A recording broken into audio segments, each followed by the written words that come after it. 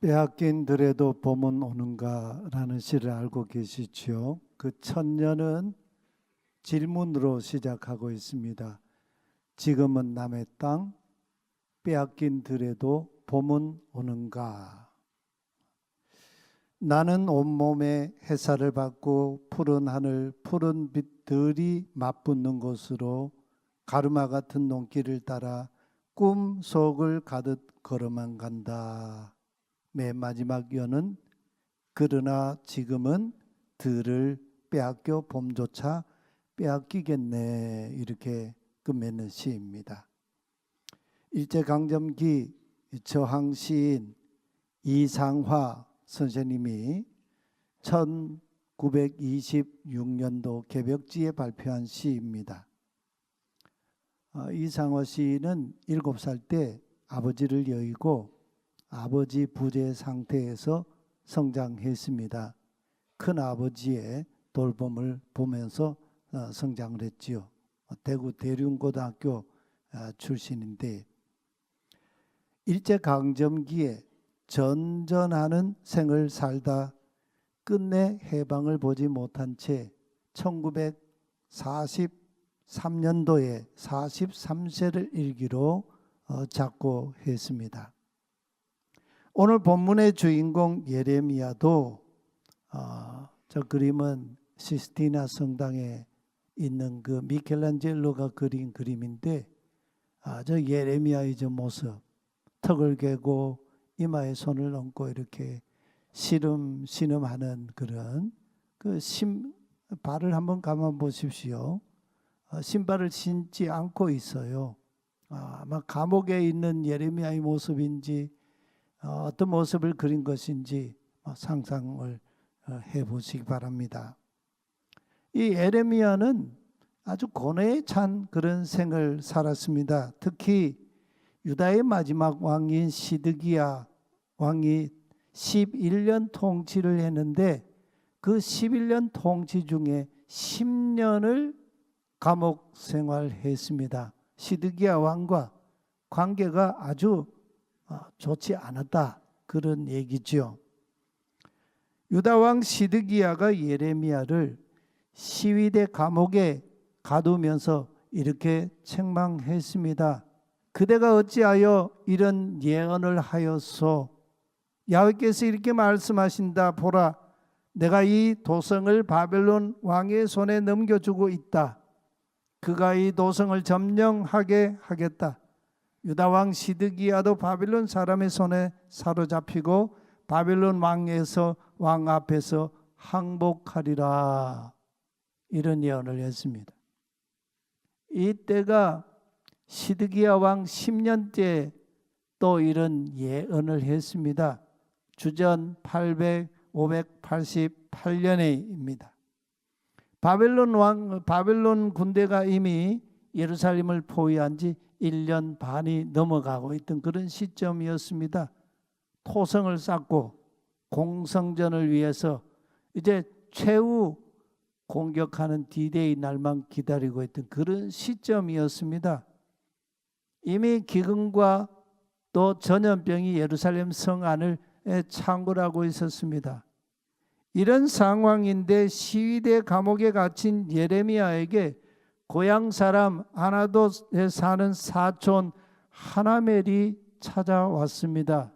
와서 하는 말이, 너는 베냐민 땅 아나돗에 있는 내 밭을 사라, 이렇게 요구했습니다. 10년째 감옥에 갇혀서 생활하고 지낸 예레미야에게 와서 하는 말이 내 밭을 사라 했습니다. 이게 할 소리입니까? 예레미야는 사촌 하나멜이 찾아와 요구한 그 말이 야훼의 말씀이라는 것을 알았습니다. 그래서 토도 달지 않고 거절하지 않고 17세겔이라고 하는 거금을 주고 그 땅을 밭을 샀습니다. 근데 놀라운 건 예레미야는 서기관 바룩을 시켜서 유다 왕궁 시위대에 모든 사람들이 보는 앞에서 그들을 증인으로 세우고 그들의 서명을 받고 공개적으로 두 부의 땅 매매 증서를 썼습니다. 그리고 하나는 항아리 속에 넣어서 그 매매 증서를 인봉하여 보관하게 했습니다. 또 하나는 토기에 담아서 언제 어디서든 누구를 만나든 자신의 토지 거래 물증을 제시할 수 있도록 했습니다. 가만 생각해 보십시오. 나라가 지금 망하고 있는데 토지 증서가 무슨 효력이 있다고 항아리에 넣어서 인봉까지 합니까? 요즘 말로 주식 투자하는 분들이 투자 시점도 모르고 그냥 주식을 사는 격 아닙니까? 그 일이 있은 이후에 그가 아직 시위대 뜰 감옥에 갇혀 있을 때에 야훼의 말씀이 또 예레미야에게 임했습니다. 너는 내게 부르짖으라. 내가 너에게 응답하겠다. 내가 알지 못하는 크고 비밀한 일을 내게 알려주리라 하셨습니다. 아니, 지금까지 야훼께서 예레미야를 민족의 반역자로 바빌론의 앞잡이처럼 굴게 하시더니 나라가 지금 망하게 되는 이 시점에 와서 너는 내게 부르짖으라 하십니다. 왜 하나님 이랬다 저랬다 하시는 겁니까? 이미 고전이 됐습니다만 세월이 오래돼서가 아니라 역사의 변호, 사회 변동이 너무 급박하게 돌아가는 시점이기 때문에요. 작고한 미국의 경제학자 이 캐니스 갈브레이드가 20세기 중후반에 그 시대를 가리켜 불확실성의 시대라고 했습니다. 그가 불확실성의 시대라고 외친 그 시대의 내면에 그가 말하는 그 핵심, 그의 이 포인트는 가치 밸류, 가치 부재라는 병리 현상이 자리 잡고 있음을 보게 됩니다. 가치가 부재하기 때문에 사회가 불확실성의 시대가 됐다. 그런 진단인 거지요. 사회에 도가 없다는 겁니다. 이 도가 없는 것이 사회의 불확실성의 본질이라는 얘기예요. 유다가 패망하는데 밭을 샀습니다. 매매 증서를 항아리에 담아 봉인까지 했습니다. 이거 바보나 하는 짓 아닙니까?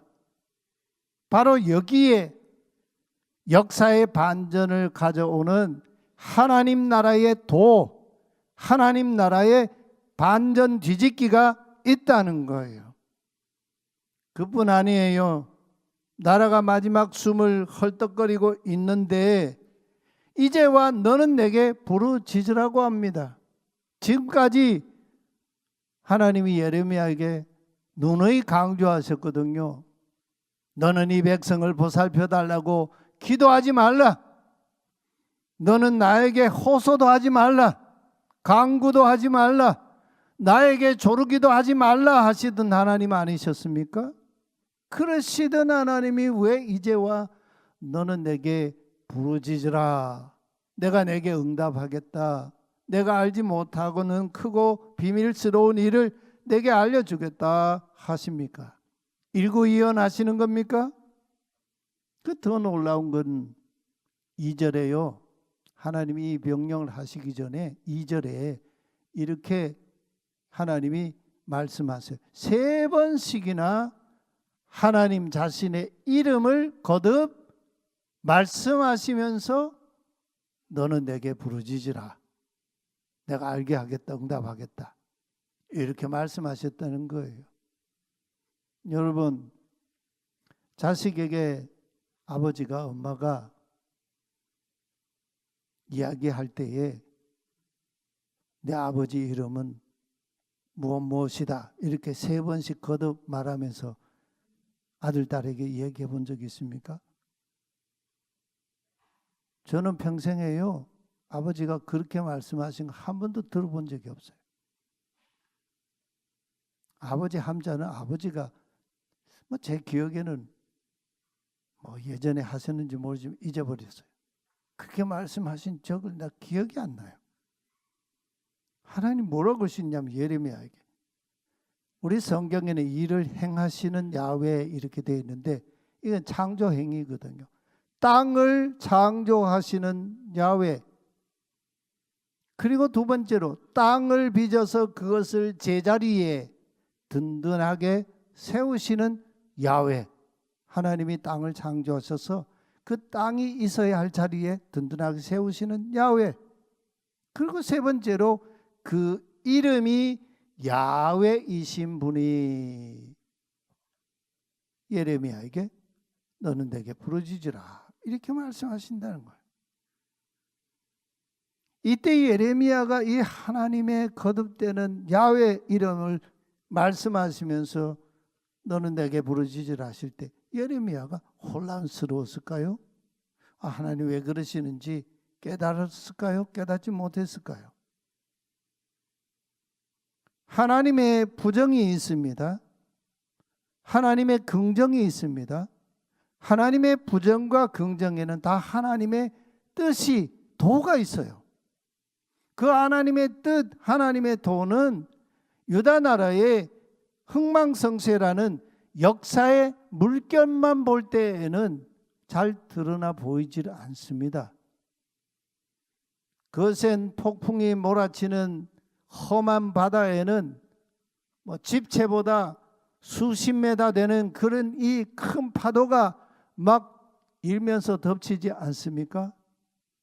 그러나 그 폭풍이 있는 바다의 깊은 시면에는 폭풍과는 파도와는 아무 상관도 없는 심층수가 평온하게 밑바닥에서 흐르고 있습니다. 바다의 심층수보다 더 평온한 하나님의 뜻, 하나님의 도를 알기 위해서 너는 내게 부르짖으라는 겁니다. 눈앞에서 이는 만국이라는 하나님의 분노의 파도가 지금 막 치고 있는데 그걸 보면서도 절망하지 말라는 겁니다. 하나님 나라의 깊은 시면에 흐르는 심층수 하나님의 은혜가 있다는 거죠. 그 심층수 하나님의 은혜를 들여다보고 야훼 하나님께 부르짖어 기도하라는 겁니다. 지금 만국의 파도를 타면서 야훼 하나님께 부르짖어 기도하는 예레미야의 모습을 저는 이 말씀을 묵상하면서 가만 생각해 보니까 꼭 이와 같은 모습이다 그런 마음이 들었어요. 폭풍이는 저 바다의 거대한 파도가 움직이는 그 파동을 따라서 앞을 향해 나아가는 파도 타기 하는 서핑하는 저 서퍼와 같은 인물이 예레미야다는 그런 마음이 들었어요. 예레미야는 역사의 파동을 따라서 만국의 파도를 타면서 그 역사 내면, 파동 내면에 역사의 심층수에서 평온하게 흐르고 있는 하나님의 은혜를 바라보며 야훼 하나님께 부르짖어 기도하고 있습니다. 예레미야가 기도할 때 하나님께서 응답하셨습니다. 그에게 알려주신 크고 놀라운 비밀이 있었습니다. 곧 하나님의 은혜와 능력. 그것은 이중적이었습니다. 오늘 저를 비롯해서 대다수의 사람들 하나님의 은혜, 하나님의 능력 이렇게 말할 때에는 위기로부터 극복하거나 닥쳐온 재난으로부터 건져주시는 구원이 하나님의 능력이다, 하나님의 은혜다, 이렇게만 생각하지요. 진짜 그럴까요? 야훼 하나님께서 예레미야가 부르짖어 기도할 때에 응답하며 알게 해주신 크고 놀라운 비밀은 두 가지였습니다. 첫째는 4절 5절에 있는데, 그 요지는 하나님이 이 유다를 심판하시겠다는 심판 이행 말씀을 예레미야에게 마침표를 찍었어요. 지금 이스라엘의 하나님 야훼께서 곧 심판하신다는 선언을 들었습니다. 이걸 깨닫게 됐어요. 돌이킬 수 없다는 말씀이에요. 예루살렘의 집들이 다 무너지고 너희가 바벨론 사람과 싸우려고 나가겠지만 다 쓸데없는 짓이다. 만일 나가서 싸운다면 이 도성은 집집마다 사람들의 시체로 가득 차게 될 것이다. 내 백성이 온갖 못된 짓을 했기 때문에 내가 이 도성을 외면하였노라. 이렇게 하시는 말씀을 확고하게 들었습니다. 심판 돌이킬 수 없다는 말씀을 들었어요. 이게 하나님이 예레미야에게 알게 하시고 응답하시고 보여주신 하나님의 크고 놀라운 비밀의 첫 번째 말씀이었어요. 두 번째는 6절에서 9절 말씀인데, 그렇게 심판하신다고 하신 하나님이 이번에는 회복과 치유와 구원을 하시겠다고 말씀하십니다. 방금 심판하시겠다고 선언하시더니 곧바로 하나님이 입장을 바꾸어 회복과 치유와 구원을 선포하십니다. 여러분, 사실요, 깊은 패망의 골짜기에서 듣게 되는 위로와 치유와 회복이 진짜 하나님의 회복이지요. 등산하던 등반가가 뜻하지 않게 눈에 가려져 있던 크레바스의 시면에 툭 떨어졌을 때 생명밧줄에 걸려가지고 끊어버리면 이제 죽는 그런 위치에 있을 때 위에 있는 동료가 끊지 않고 내가 너를 구원하리라, 그 얘기 듣는 게 그게 진짜 구원이죠. 우리는 이 깊은 시면에 흐르는 하나님의 구원을 몰라도 너무 모르고 있어요. 하나님 말씀하십니다. 그러나 보아라, 내가 이 도성을 치료하여 낫게 하겠다. 이 주민을 고쳐 그들의 평화와 참된 안전을 마음껏 누리게 하겠다. 내가 유다의 포로와 먼저 망했던 이스라엘의 포로를 돌아오게 하겠다.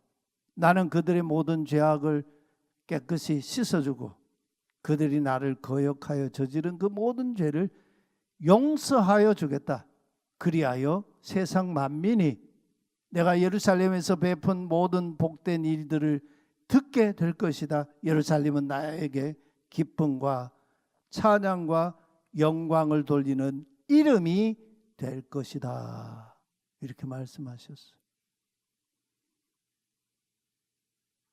이것이 예레미야가 부르짖어 기도하여 받은 응답이고 알게 된 크고 비밀한 놀라운 하나님의 말씀이었습니다. 무슨 말씀입니까? 하나님의 심판조차도 범죄한 이스라엘을 고치고 회복시키시는 하나님께서 베푸시는 깊은 시면에 흐르는 심층수 같은 은혜라는 말씀이죠. 요즘 의료 사태가 벌어지면서 병원마다 지금 많은 혼돈이 일어나고 있습니다. 생명을 위협받는 위급 환자도 있고 수술하지 않으면 지금 당장 생명이 끊어질 경각에 있는 그런 환자들도 있습니다. 근데 이 사태 속에서 그 위급 환자들이나 보호자들이 외치는 이 호소를 보면 저는 놀랐어요. 이분들이 하시는 그 호소가 뭡니까? 제발 수술을 받을 수 있게 해달라고 호소하고 있어요. 여러분, 환자가 수술 받으면요, 고통이 얼마나 큽니까? 제 가족들 중에도 수술 그런 이 경험들이 있어서 보면 수술 이후에도 한 6개월은 그냥 몸이 정상이 아니시더라고요. 네, 생사를 찢어야 돼요.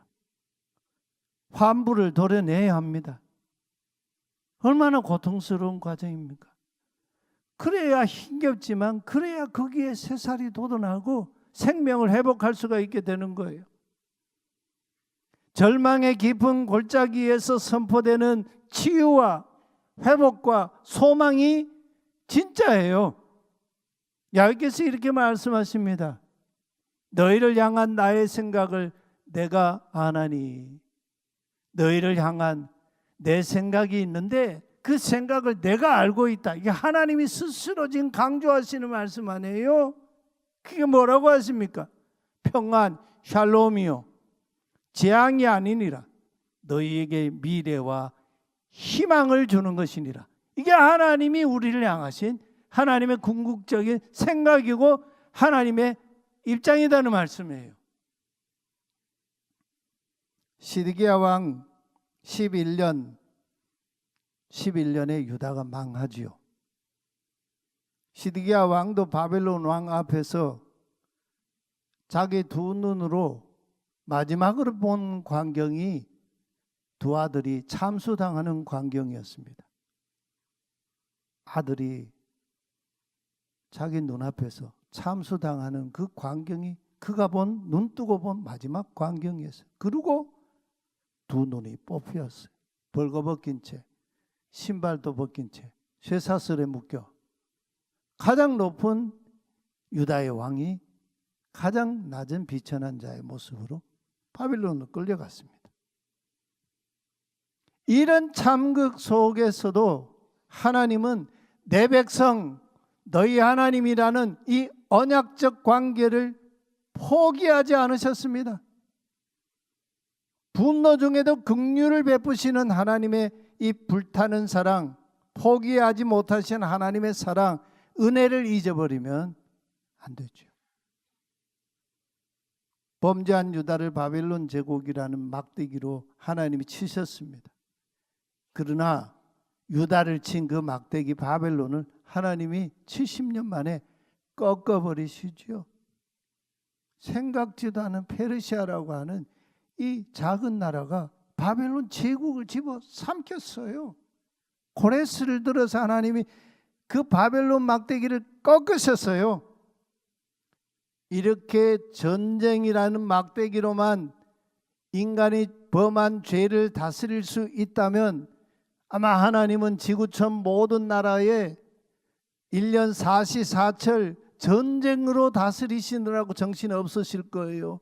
그러나 하나님께서 사용하신 궁극적인 비밀 처방은 하나님의 아들 예수 그리스도의 희생이었습니다. 내성마비 송명희 시인의 노래, 우리가 잘 알고 부르는 노래, 예수 그 이름이란 노래가 있죠. 예수 그 이름 나는 말할 수 없네. 그 이름 속에 있는 비밀을, 그 이름 속에 있는 사랑을, 그 사랑을 말할 수 없어서 그 풍부함 표현 못해서 비밀이 되었네. 그 이름 비밀이 되었네. 사람들 그 이름 건축자의 버린 돌처럼 버렸지만 내 마음에 새겨진 이름은 아름다운 보석, 내게 있는 귀한 비밀이라. 내 마음에 숨겨진 기쁨, 예수 오 그 이름 나는 말할 수 없었어. 그 이름의 비밀을, 그 이름의 사랑을.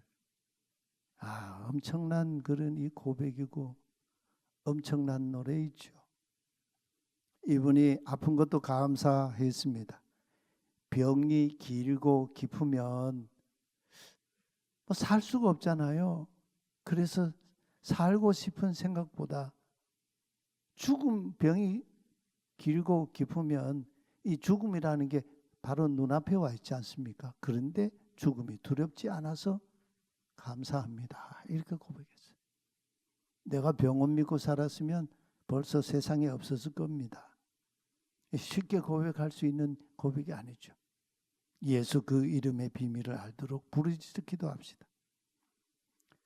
예레미야는 하나님 말씀에 순종하여 망하는 나라에서 밭을 샀습니다.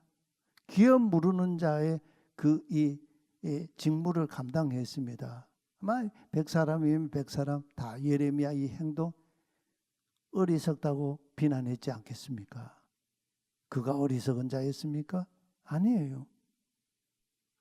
패망의 파도가 나라를 삼킬 때에 파도보다 더 깊은 심연에 흐르는 하나님의 뜻, 하나님의 도가 담겨 있는 역사 내면에 그 심층수를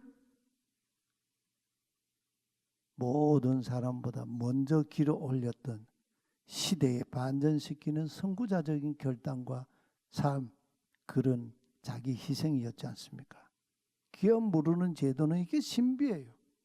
궁극적으로 우리 하나님께서 죄로 파산한 저와 여러분의 인생을 대신하여 기업 무르는 자가 되어 주셨습니다. 그 기업 무르는 값으로 독생하신 아들 예수 그리스도를 속량물로 십자가에 내주셨습니다. 그리하시고는 우리 각 사람을 하나님의 자녀의 권세를 공고하게 확증해 주셨습니다. 패망의 시대에 예레미야는 남보다 앞선 선구자의 길을 걸었습니다. 기업 무르는 자의 삶을 결단했습니다. 그 사건을 통해 비록 유다가 바벨론에 패망하여 70년 동안 팔려갔지만 유다의 원 소유권은 이스라엘의 하나님 야훼께 있다는 것을 확증하는 예언자가 됐습니다. 사순절 우리 셋째 주일, 내 인생의 소유권이 나를 창조하신 하나님께 있음을 고백하십시다. 예수 그리스도 십자가가 우리를 위한 하나님의 기업 물으심의 대가로 지불하신 구원의 증표입니다. 그 하나님께 소망을 두는 자는, 그 사람은 영원한 하나님이 주신 생명을 누리며 하나님의 자녀의 부요함을 살아갈 수 있게 될 것입니다.